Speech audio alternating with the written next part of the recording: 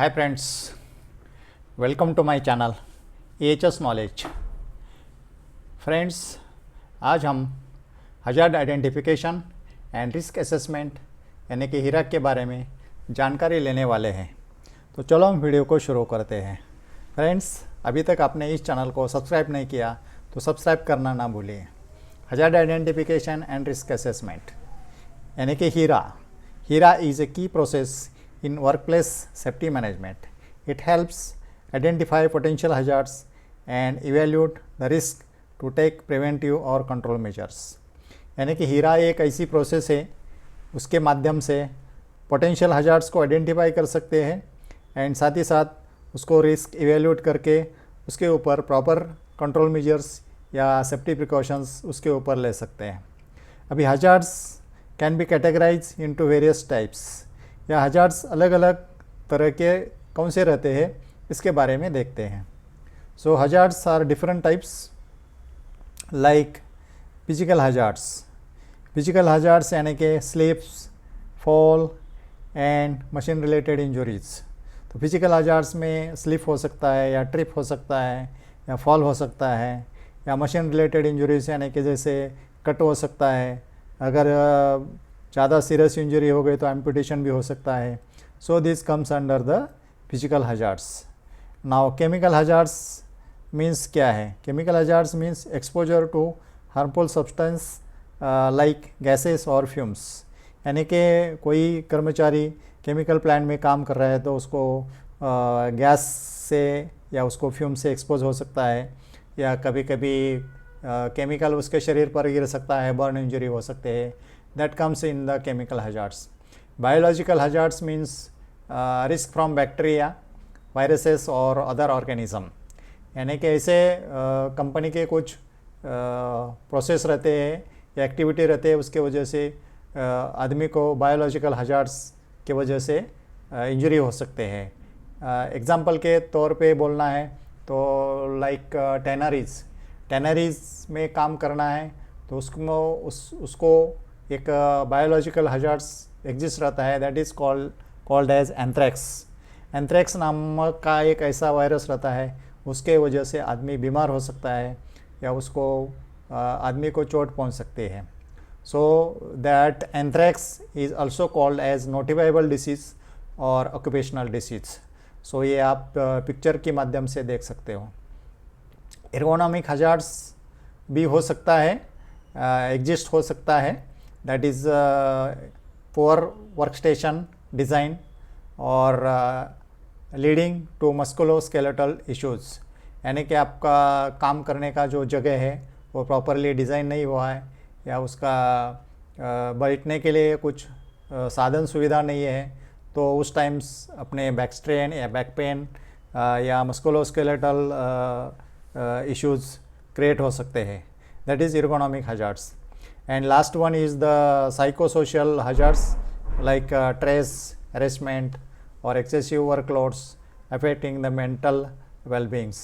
यानी कि काम में कोई ज़्यादा मेंटल स्ट्रेस है या ज़्यादा वर्कलोड दिया है, एक्सेसिव वर्कलोड दिया है, या उसमें हरेसमेंट हो रहा है, तो उस times this hazards is called as psychosocial hazards।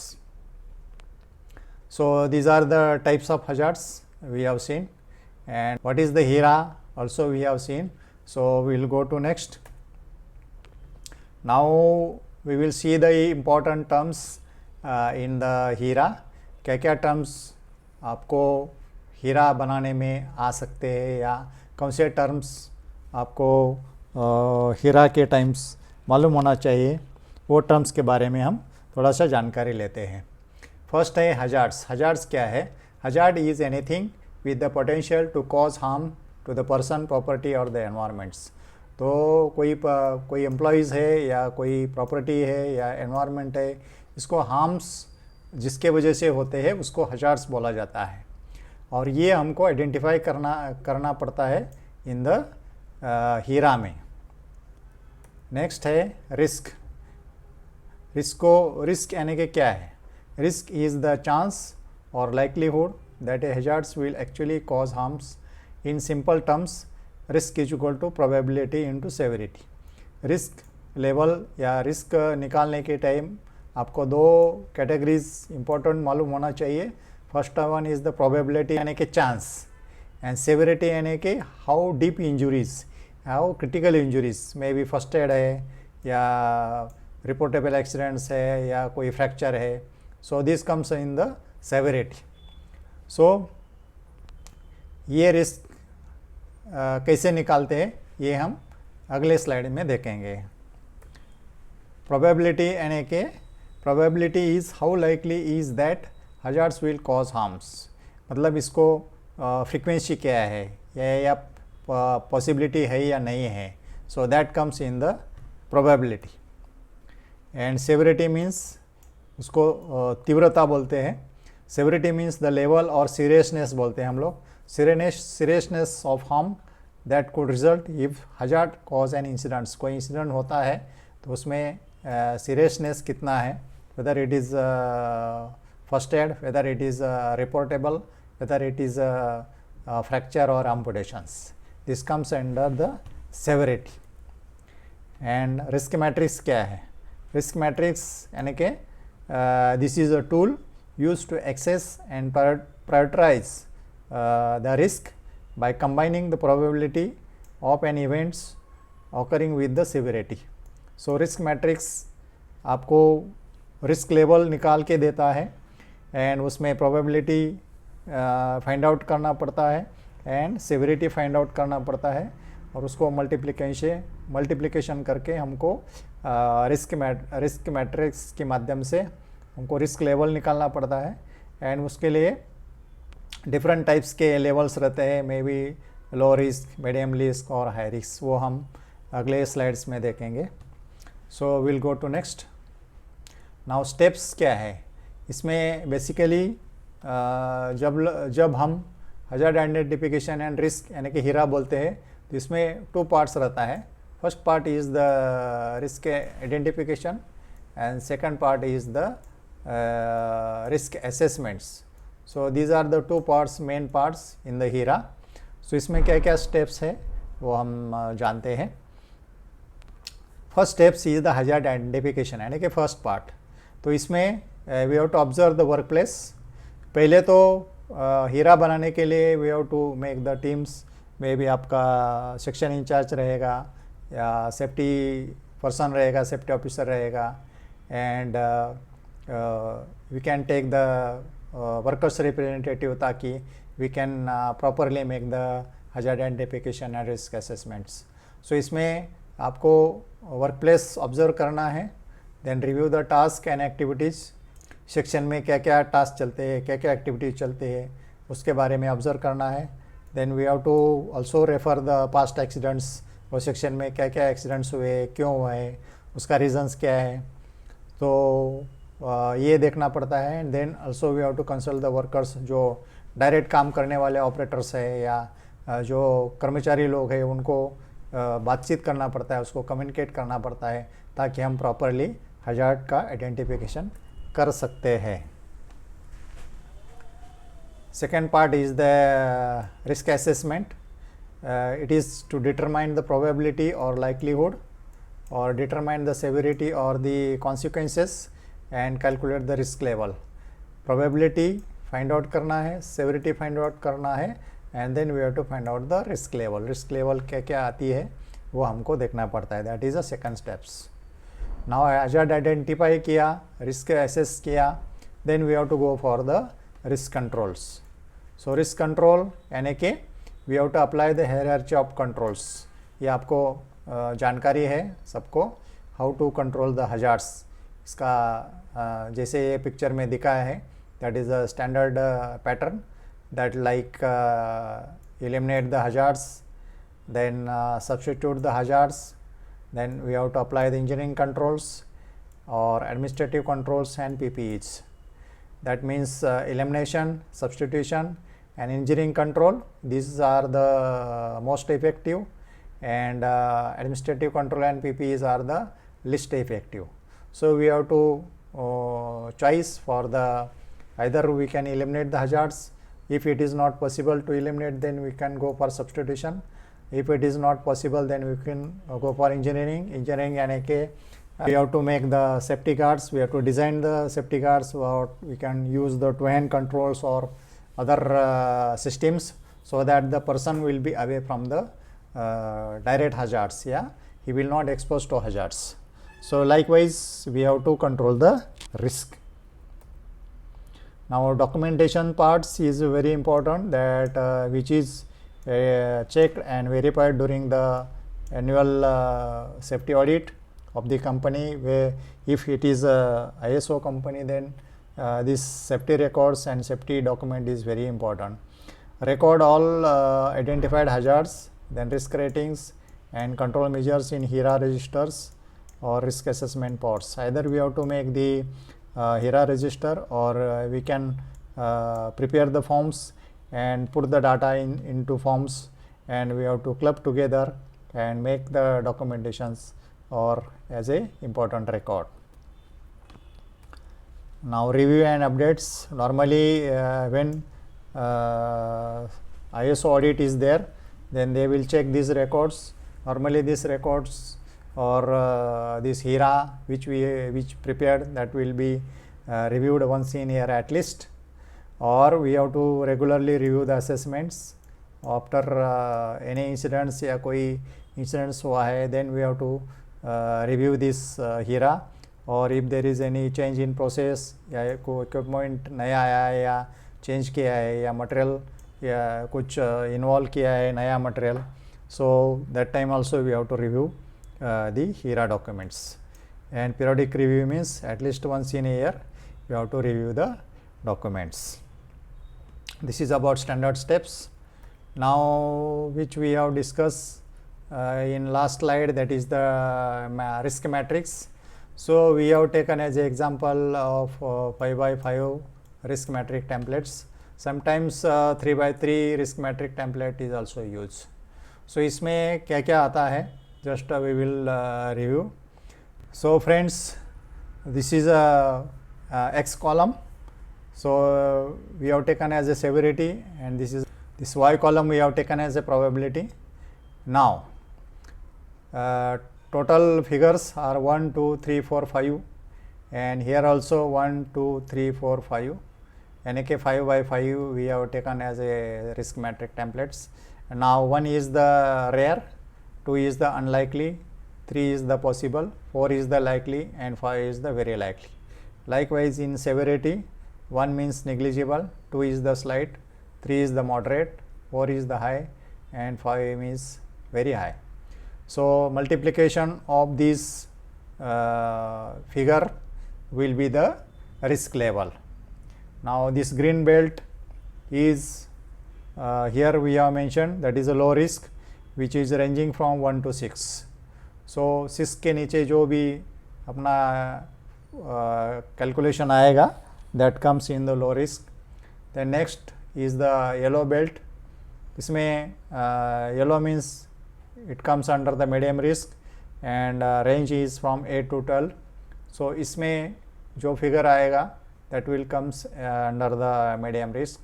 And last one is the red, which is high risk, and this range from 15 to 25. So 25 to 15 में जो भी अपना figure आएगा, that will consider as a high risk. So 3 types of risk levels are there, and formula is everybody knows now, probability into severity. So ये अपना risk matrix use करके we can make the hazard identification and risk assessments. So we'll go to next. So this is a format we have prepared for hazard identification and risk assessments, and details are here. First is the location or sites, location का नाम या site का नाम, then activity क्या है, may be construction रहेगा या confined space रहेगा या excavation रहेगा, कौन से तारीख को प्रिपेयर किया है, रिवाइज कब किया है, या रिवीजन नंबर आप डाल सकते हैं. नाउ कॉलम में देखना है तो सीरियल नंबर, एक्टिविटीज़ और प्रोसेस, क्या क्या एक्टिविटीज़ है, हजार्ड आइडेंटिफाइड क्या क्या किया है, देन रिस्क कौन सा है एक्टिविटी में, then this is a probability, severity, risk rating, a risk score will be probability into severity. Existing control क्या है, that we have to mention here. And if any additional control measures is required, that we can put here as a extra safety measures, and the responsible person or who is responsible for this fulfilling the activities or control measures में क्या क्या action ले सकते हैं, that persons will be here we have to put. Now example के तौर में देखना है. So first is the welding work. welding work में क्या क्या hazards हो सकता है. एक्सपोजर टू वेल्डिंग फ्यूम्स, अगर आप वेल्डिंग करते हो तो फ्यूम्स निकलते हैं, that is risk will create respiratory problems. So probability will be 3, severity will B 4, total score will B 12, so which is a medium.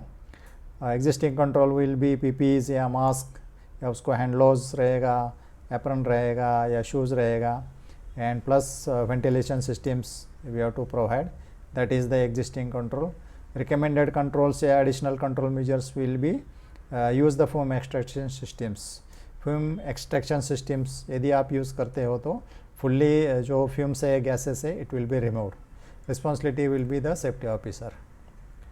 Now next activity is working at heights.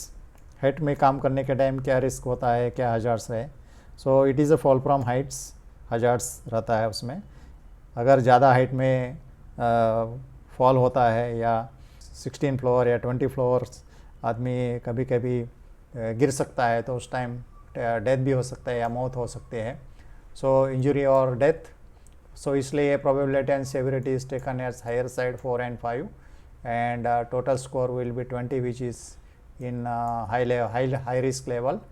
So we have to use safety harness, escape holdings, and additional controls will be guard rails या railings बोलते हैं हम लोग, and retain the workers. We have to train the workers regularly so that they will aware about the safety.